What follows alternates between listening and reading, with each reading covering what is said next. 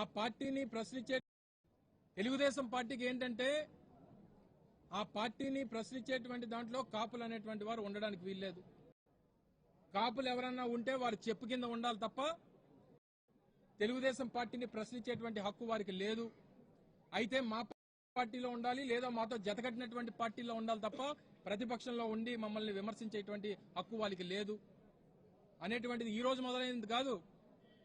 వంగవీటి మోహన రంగా గారిని 88లో చంపినటువంటి నాటి నుండి మొన్న 2016లో ముద్రగడ పద్మనాభం గారిని హతమార్చాలని చెప్పి చూసినప్పుడు నాటి నుండి మళ్లీ మొన్న 2026 మొన్న జనవరి 31వ తారీఖున అంబటి రాంబాబు గారిని కూడా హతమార్చాలని చెప్పి చేసినటువంటి ప్రయత్నం దగ్గర నుంచి ఆ రోజు వంగవీటి మోహన రంగా గారిని చంపినటువంటి ఆ నెత్తుటి మరకలు నేటికి కూడా చల్లారలేదు. మీ మీద కోపం ఉంది.